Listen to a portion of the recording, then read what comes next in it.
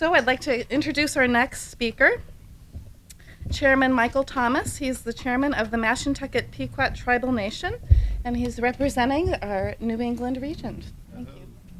Chairman.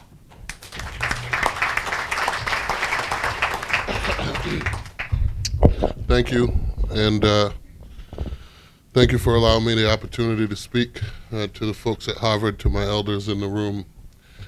When we think about what sovereignty today means, rather than focusing upon a definition, which many will do, and frankly, given how often it is tortured and twisted, they probably should do, I want to talk to you today about some of what sovereignty means in a connective sense.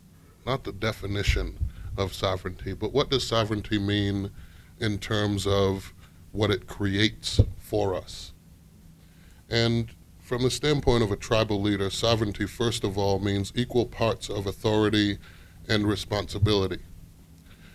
And we are, as tribal governments, becoming more responsible as time goes on with the authority that sovereignty affords us.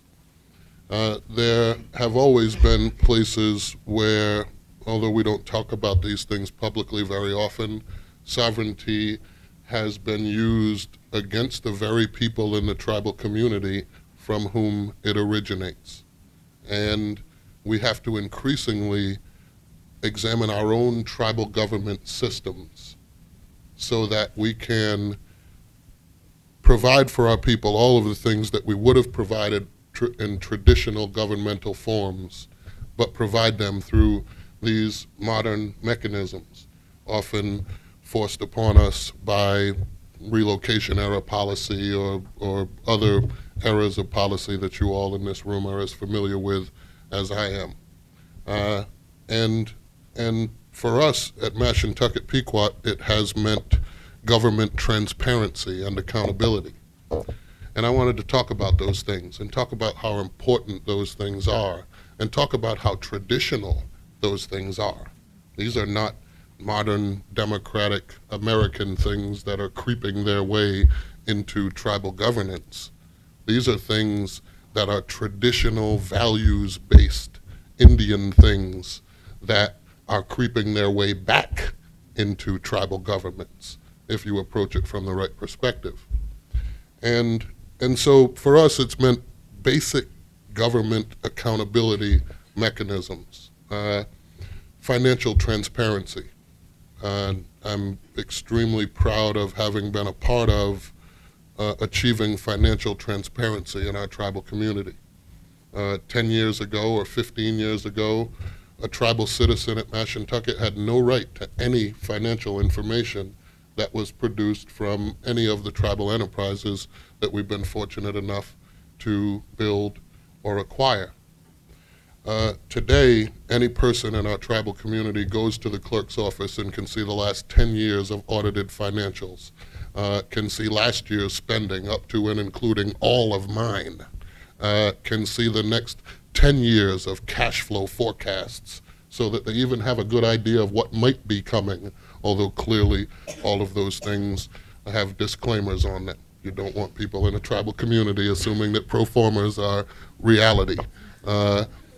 But they should see the pro formas. They should understand what they are. They should understand 10 and 15, and frankly, for tribes, 50-year cash flow projections.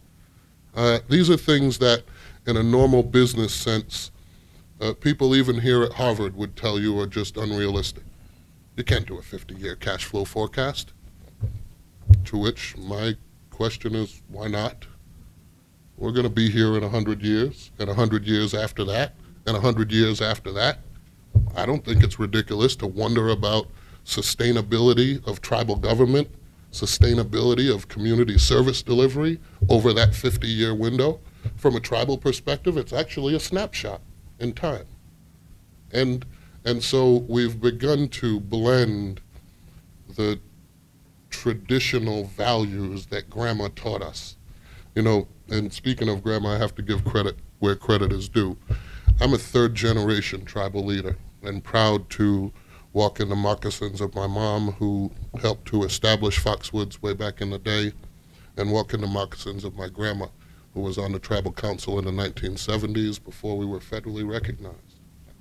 And so I have huge moccasins to fill that I probably never can fill, but have a whole lot of fun trying to fill.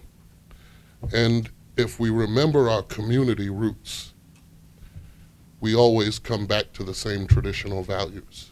Sometimes being governments and seeing ourselves as modern governments actually pulls us away from the traditional values that make us who we are.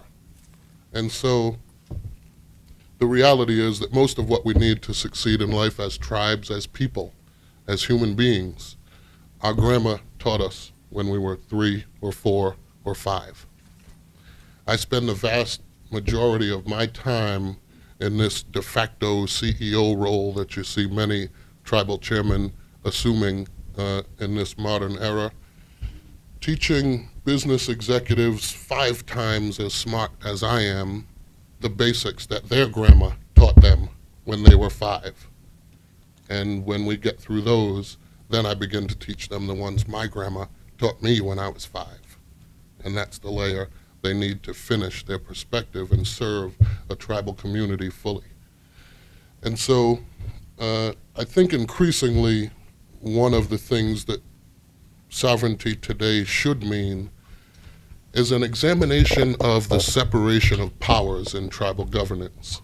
The reality is that yesterday's model where, well, I'll say it to you all the way I say it to the folks in the family at home.